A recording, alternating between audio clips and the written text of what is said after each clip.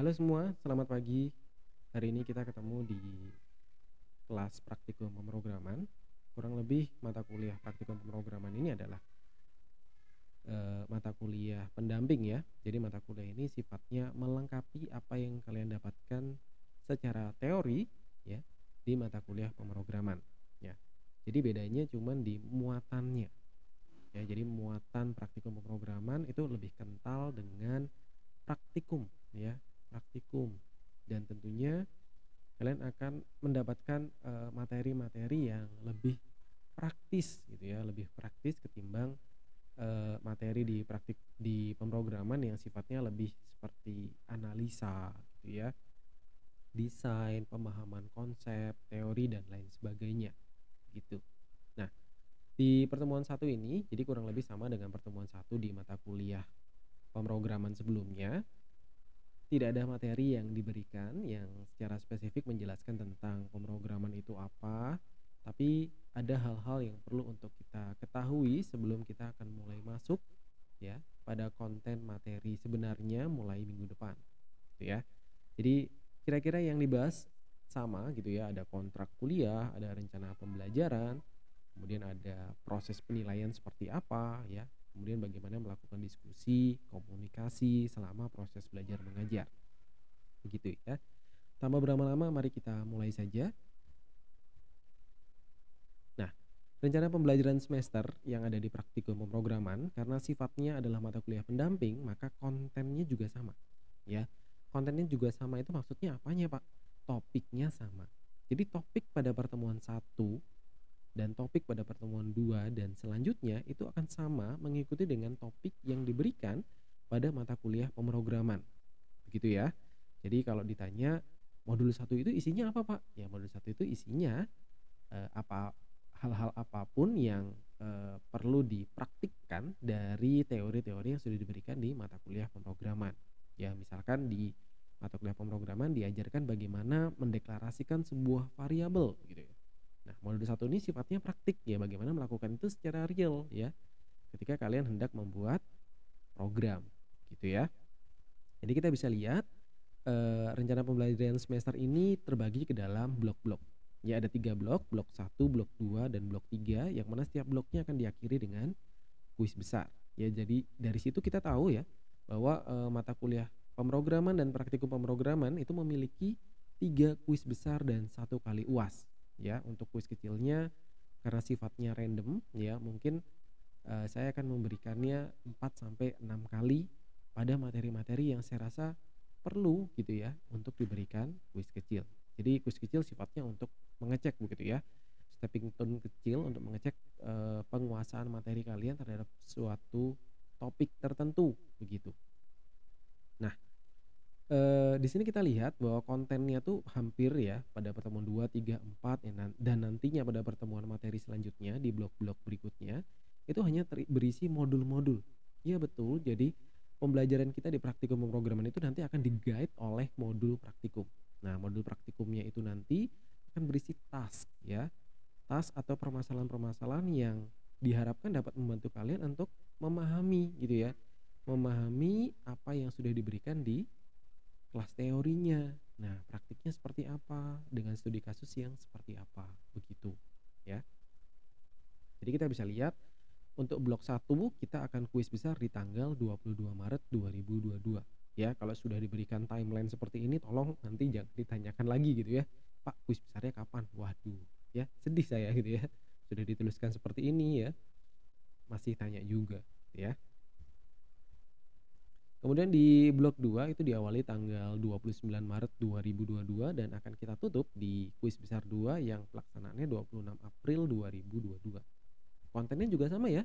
Modul 4 sampai modul 7 itu isinya adalah materi-materi yang sifatnya praktis dari topik-topik yang diberikan di mata kuliah pemrograman di kelas teorinya. Begitu ya. Jadi nanti ada banyak case yang meminta kalian untuk mengerjakan ya, begitu. Minta untuk dikerjakan. Nah, jangan khawatir setiap modul ini nantinya akan dibahas begitu ya.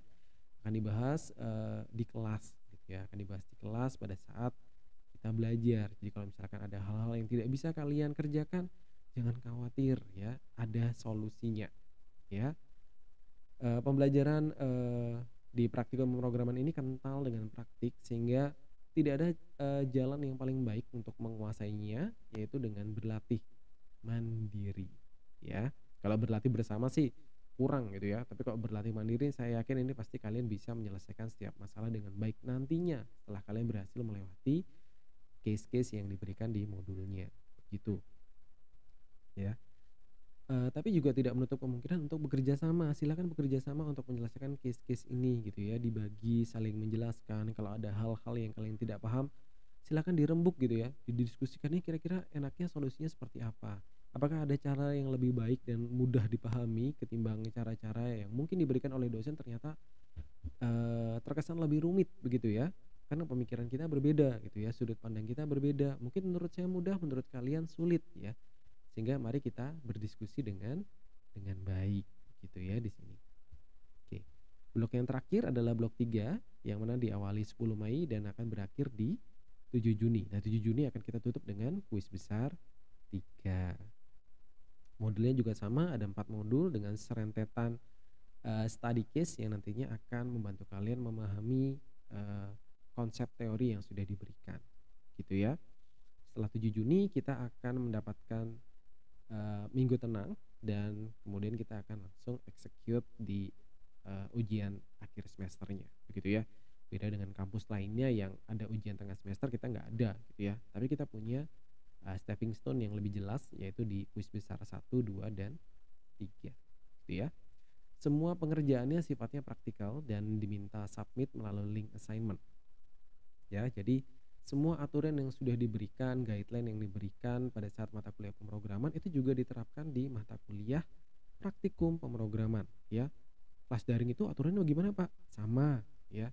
Bagaimana etikanya ketika mengikuti kelas daring pada mata kuliah praktikum pemrograman? Sama ya.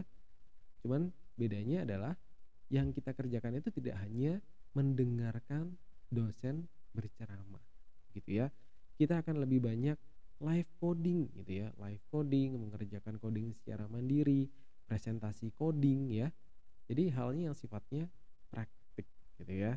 Jangan khawatir kalau nggak bisa, tidak akan dibully di sini ya, tidak akan dibully ya, pasti dibantu untuk menyelesaikannya karena harapannya cuma satu, semuanya bisa paham apa yang dikerjakan. Gitu saja ya. Di mata kuliah ini juga nanti kalian diminta untuk mengisi angket dan guideline pengisian angketnya juga sudah saya jelaskan di mata kuliah pemrograman sehingga saya tidak perlu mengulanginya lagi ya. Saya takut kalian juga bosan gitu. Saya juga bosan gitu ya mengulang-ulang hal yang sama. Jadi guideline-nya sama gitu ya. Oke. Nah, ada hal penting yang perlu kalian siapkan untuk minggu depan begitu ya. Apa yang harus disiapkan? Tentunya adalah aplikasi. Ya, aplikasi seperti apa yang harus disiapkan? 2 aplikasi ini ya. Pilih salah satu ya, tidak keduanya, ini gitu ya. Tapi mau diinstal keduanya juga silakan karena saya menginstal keduanya. Tapi untuk tujuan eee, pembelajaran gitu ya, saya mau kasih tahu bedanya apa gitu ya. Yang pertama Eclipse, yang kedua IntelliJ IDEA. Ya, kedua-duanya baik menurut saya tetapi Eclipse jauh lebih ringan ketimbang IntelliJ IDEA. Jadi bagi rekan-rekan yang komputernya tidak terlalu canggih ya, yang mainkan game Genshin Impact rata kiri juga masih patah-patah ya, cuma dapat FPS 10 atau 15 itu bisa nginstal yang Eclipse aja gitu ya. Saya menginstal yang Eclipse ya. Jangan khawatir komputer kita mungkin sama tuanya kali ya. Sementara komputer-komputer yang bisa rata kanan gitu ya untuk main game gitu ya, main Counter Strike bisa rata kanan dapat 150 FPS, nah itu silakan diinstal IntelliJ IDEA-nya gitu ya. Karena dia secara tampilan jauh lebih baik meskipun untuk performa kecepatan ketika melakukan kompilasi menurut saya lebih lambat ya, jauh lebih lambat ketimbang Eclipse ya. Mungkin dia terlalu strict gitu ya atau terlalu banyak library yang di-load ya sehingga proses kompilasinya terasa lama banget ya.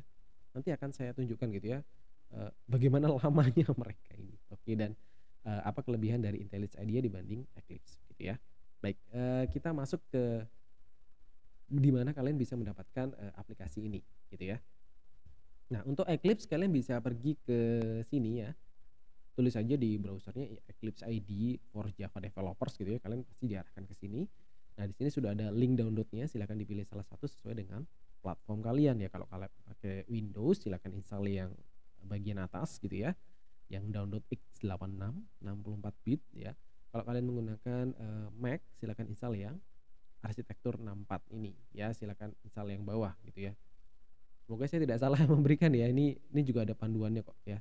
Windows 32 bit atau 64 atau kalian menggunakan Mac OS atau menggunakan Linux, di sini sudah ada panduannya, silahkan diklik untuk mendownload aplikasinya. Kalau sudah di-download gimana? Ya diinstal ya, jangan di-download aja gitu ya. Di-download, diinstal ya, disiapkan, jangan sampai minggu depan kita udah mulai belajar, sudah butuh aplikasinya, kalian baru download gitu ya. Karena download tidak 1 2 mega gitu ya, ada sekian ratus mega, mungkin puluhan mega gitu ya. Untuk yang Eclipse itu saya rasa mungkin lebih baik kalau kalian download sekarang gitu ya. Jadi kalau bisa diinstal sehingga siap untuk digunakan minggu depan gitu ya. Sementara untuk yang IntelliJ IDEA kalian bisa pergi ke JetBrains ya, kalian ini punya JetBrains ya. Kalian bisa download di sini. Ini sifatnya berbayar, tetapi kalian bisa request untuk yang education version. Itu gratis, kalian tinggal masukkan identitas ID mahasiswa kalian ya, gunakan email OA kalian ya, itu bukti otentik bahwa kalian itu mahasiswa Macung gitu ya. Nanti kalian akan dapat link untuk download aplikasi IntelliJ IDEA versi education gitu ya. Ini juga gratis ya. Kalau secara tampilan ya, Eclipse itu jauh lebih jadul gitu dibandingkan IntelliJ IDEA ini. IntelliJ IDEA ini jauh lebih wah gitu, lebih indah lah ya, indah. Oke. Kalau sudah ya diinstal gitu ya. Kalau sudah diinstal ya. Kalau yang komputernya itu tadi ya, ya termasuk dalam kategori komputer saya yang cukup lemot untuk execute aplikasi-aplikasi tertentu, mungkin kalian bisa install salah satu saja. Eclipse aja deh gitu kalau saya. Tapi kalau kalian punya space, punya perform yang lebih baik ya, laptopnya atau PC-nya di rumah atau di kos saat ini, silakan install yang IntelliJ IDEA. Nah, kalau sudah kalian akan masuk ke aplikasinya. Oke. Di aplikasinya untuk Eclipse itu tampilannya ya seperti ini ya. Waduh, wis diterima saja ya. Ini kita anggap nggak lihat gitu. Ya sudah, memang begini tampilannya, tapi yang penting dia bekerja sesuai dengan fungsinya ya, fungsional dulu. Nah, untuk membuat aplikasi di Eclipse ya, saya akan praktikkan yang bikin project sederhana aja ya. Nah, ini kalian bisa pergi ke file, kemudian kalian pilih new Java project ya. Di sini pilih nama ya, kasih nama gitu. Gak usah terlalu rumit gitu namanya, kayak kasih nama anak gitu ya, tidak perlu 3 suku kata, satu saja cukup ya. Kalau misalkan perlu 2, silakan dibuat 2 tapi yang ringkas begitu ya, jangan terlalu panjang. Misalkan saya buat hello my Java. Oke ya. Setting yang lain tidak perlu dirubah, kita bisa langsung finish ya. Yang mau saya tunjukkan adalah di bagian JRE. JRE ini ada setting ya. Compiler untuk standar edition versi 12 sampai 17 ya. Di sini setting awalnya di setting ke-12 ya. Saya nggak akan rubah-rubah, biarin aja, toh kita juga belajar ya, bukan memaksimalkan apa yang ada di Java, enggak ya, kita cuma baru-baru belajar untuk mempraktikkan bagaimana sih melakukan programming itu di sini gitu ya. Kalau sudah kita finish. Kalau finish di bagian Project Explorer ya, itu kalian akan menemukan nama project yang barusan dibuat ya. Ini adalah 2 project lainnya, ini adalah project yang baru saya buat ya. Kalau jendela ini tidak muncul, kalian cari di window ya. Window mungkin di editor mungkin, atau di show view. Nah, ini ada nih, Project Explorer. Nah, ini dimunculkan dulu ya. Kadang dia hilang sehingga kalian nggak ngerti loh, ini kok nggak terjadi apa-apa gitu ya. Ini dimunculkan dulu ya. Oke, kalau sudah kita buka nih foldernya. Nah, folder yang bagian atas JRE System Library ini harus ada, jadi ini tolong jangan di delete ya. Java ini unik ya, Java ini unik. Jadi dia butuh environment spesifik ya, sehingga dia bisa running gitu ya. Jadi aplikasinya itu sebenarnya bisa jalan di semua platform selama platform tersebut support untuk Java Runtime Environment. Jadi ini adalah core-nya gitu ya, jangan dihapus gitu ya. Nah, sementara untuk main ya, main source code-nya itu diletakkan di dalam src ini. src atau source ya. Untuk menambahkan file kalian klik kanan di sini, jangan new project lagi ya. Kelas ya, kita buat kelas. Nah, semua file di Java itu based on class, sehingga setiap kali kita ingin menambahkan satu source baru, biasanya yang kita buat adalah satu kelas baru gitu ya. Kita kasih nama main, M-nya besar ya. Kenapa dinamakan main? Karena main itu kan artinya utama gitu ya. Utama berarti ini adalah source code utama kita gitu ya. Source code utama kita nih, kita hapus ya biar nggak ada yang kosong. Kemudian kita bisa tambahkan di sini public static void main ya. Pak, itu apaan lagi? Tulisannya banyak banget ya. Jangan khawatir kalau di awal-awal memang kalau belajar coding pasti penuh dengan tanda tanya ya. Yang perlu diingat seperti ini. Public class main itu menjelaskan bahwa ini adalah opening flag dan closing flag ya untuk source code main yang barusan kita buat. Jadi ini adalah tanda buka tutupnya ya, start dan end-nya kalau di flowchart gitu ya. Ada start, ada begin, ada end-nya. Ini penandanya. Ini adalah block code-nya. Nah, inti fungsinya itu ada di dalam sini. Kalian wajib menuliskan public static void main, karena kalau tidak ada ini maka tidak ada yang akan dieksekusi begitu ya, tidak akan ada yang dijalankan. Jadi kalau bayangkan kalau kalian install game gitu ya, gamenya sudah dikopikan ke Windows kalian, tapi ketika kalian klik exe dia nggak jalan apa-apa. Itu kenapa? Karena tidak ada mainnya ya. Ini yang dieksekut yang mana nih gitu ya, tidak ada .exe-nya itu nggak ada gitu ya. Kalau nggak ada .exe-nya gamenya bisa dimainkan nggak bisa gitu ya. Dia butuh executable application-nya. Nah, executable step-nya kalau di source code itu ada di dalam fungsi main, kita nyebutnya fungsi ya, fungsi. Nah, di sini kita bisa tambahkan coding pertama kita ya. Sistem, jangan lupa S-nya huruf besar, .out, .print ya. Di sini udah kelihatan ya. Udah ada. Nah, ini tinggal pilih nih, mau yang mana? Print F, print line, print. Wah, saya print aja deh. Nah, ini bisa diklik ya. Kemudian di bagian print kita bisa tulis apa yang mau kita. Hello guys. Saya ya. Kalau hello world terlalu mainstream, kita bikin yang kekinian gitu ya. Hello guys. Nah, kalau sudah ya, kalau tidak ada merah-merah nih, kalau misalkan ada yang salah seperti ini ya.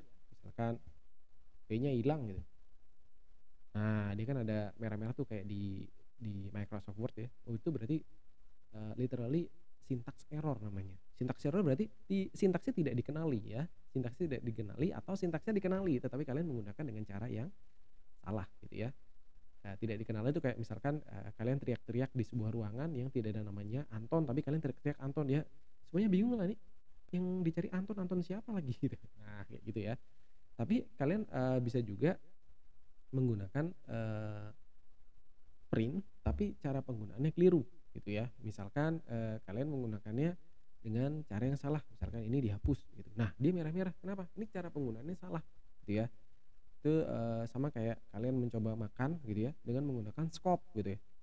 Bisa nggak? Ya bisa sih, tapi kan salah gitu. Nah, itu dia ya. Jadi print ini dikenali ya, scope itu dikenali gitu ya. Tetapi dia tidak bisa bekerja karena tidak begitu cara menggunakannya. Nah, cara menggunakannya dia menggunakan kurung dan ini kita kasih aja ya, coba nulis lagi. Nah, ini ya. Jadi kalau sudah oke, maka tidak ada yang merah-merah gitu ya. Ini tinggal dieksekusi. Nah, kalau untuk mengcompile coding ini, kita cukup klik yang ada di sini ya, segitiga hijau yang kalau nonton film juga simbolnya kurang lebih sama ya, tinggal di play gitu ya. Tapi ini bacanya di compile ya, compile and run atau build and run sama. Nah, ini adalah output dari coding yang ada di sebelah kiri. Ya mungkin window konsolnya tidak di sebelah sini ya, bisa di bawah, bisa di mana aja ya. Ini cuman kebetulan pengaturan saya seperti ini, silakan nanti diatur. Dan kalau tidak muncul, kalian bisa pergi ke window, coba cari itu namanya apa ya? Konsol ya, terminal ya mungkin ya, silakan dicari di sini ya, yang berkaitan dengan jendela yang ada di sini ya, konsol. Nah, ini konsol ya, windownya konsol ya. Untuk yang menggunakan IntelliJ IDEA, nah IntelliJ IDEA ini spesial ya. Nah, Kalau kalian sudah menginstal, kalian akan mendapatkan jendela seperti ini ya. Ini tentu saja yang diklik bukan yang mana-mana ya, yang ini gitu ya, new project, karena kita akan membuat project baru. Yang di sebelah sini ini history ya, project-project yang sudah saya buat. Bisa dilihat ya, projectnya banyak ya menggunakan IntelliJ IDEA. Itu waktu komputernya cukup mumpuni untuk menjalankan IntelliJ IDEA. Sekarang ya jalan gitu ya, cuman entah kenapa gitu menyebalkan, lama gitu. Sudah tua nih, uzur. Ya ini kita kasih nama ya, Hello My Java, Java tuh ya. Saya takutnya ada, jadi kita kasih 2. Nah, kosongan lagi ya, tapi sama.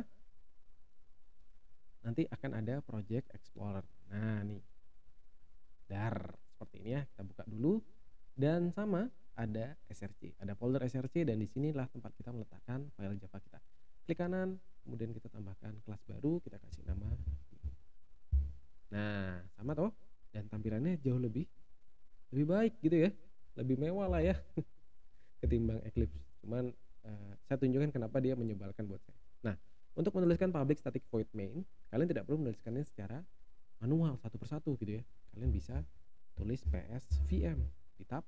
Nah jadi ajaib kan. Itulah kenapa saya suka banget dengan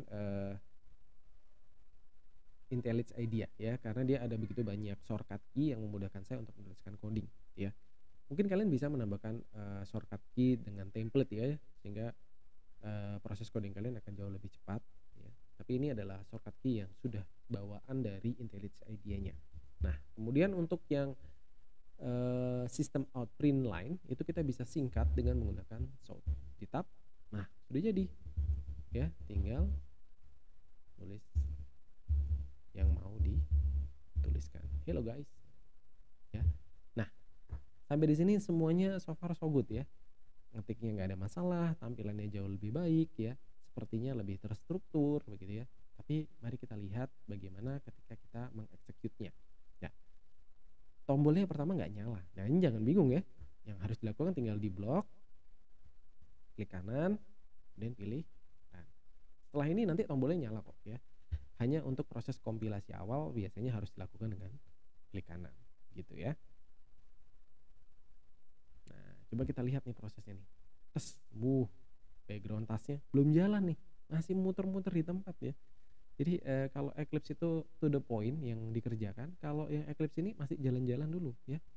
Ke Bali dulu gitu ya, habis ke Bali ke Lombok gitu ya, nonton MotoGP dulu ya di Mandalika ya. Habis itu pulang ya, pulang ke Malang, karantina gitu. Karantina 7 hari gitu. Setelah karantina 7 hari kelihatannya masih kurang baik, istirahat lagi di rumah gitu ya. Istirahat lagi di rumah. Nah ini ya lihat tuh, proses nggak jalan-jalan ya. Istirahat 2 hari ya, setelah menghabiskan setidaknya 3 drama Korea gitu ya, full episode. Nah baru keluar outputnya, tara gitu. Nah bagian ini yang menurut saya kurang nyaman ketika saya menggunakan IntelliJ IDEA. Entah kenapa dia kok lama banget gitu ya, lama banget sehingga mengganggu ya. Kalau misalkan kita lagi belajar, ini mengganggu ya. Tapi kalau kalian komputernya cukup oke, perform dengan baik, saya rasa proses kompilasinya akan jauh lebih cepat gitu ya. Baik, kurang lebih seperti ini yang akan saya kenalkan di pertemuan-pertemuan kita berikutnya. Cuman bedanya akan lebih kompleks ya, nggak cuma sekedar hello guys aja gitu ya. Kita akan membuat banyak coding gitu ya, banyak coding. Nah ini ya, kalau kita sudah jalankan nih, ini bisa kita stop. Nah kita kembali ke sini ya. Jadi setelah kita tahu apa kelebihan dan kekurangan dari kedua aplikasi ini, silakan kalian putuskan mana yang mau digunakan untuk belajar ya. Eclipse silakan, mau pakai IntelliJ IDEA silakan ya. Pemanfaatannya lebih banyak di IntelliJ IDEA untuk banyak bahasa pemrograman lainnya, tetapi untuk kecepatan silakan pilih Eclipse karena dia jauh lebih ringan gitu ya. Oke, kita masuk ke bagian diskusi dan tanya jawab. Silahkan jika ada pertanyaan-pertanyaan yang ingin ditanyakan, jika ada hal yang ingin didiskusikan, silakan untuk disampaikan di channel pertemuan satu untuk praktikum pemrograman, begitu ya. Dan jangan lupa untuk melakukan presensi ya, sesuai dengan guideline yang diberikan di channel pertemuan satunya, begitu ya. Tidak ada pertanyaan yang terlalu bodoh untuk ditanyakan, jadi silakan bertanya ya, tidak akan dibully, dan jika ada rekan-rekan yang ingin membantu saya menjawab, saya persilahkan, gitu ya. Kalau misalkan, dijawab dengan cara yang salah gitu ya, misalkan jawabannya salah gitu, ya nggak apa-apa, nanti saya benarkan kalau misalkan saya rasa itu, tidak tepat atau kurang tepat, gitu ya. Baik, terima kasih atas, waktunya, terima kasih sudah menonton video ini sampai dengan selesai, sampai dengan detik ini, gitu ya. Sampai ketemu di video-video selanjutnya.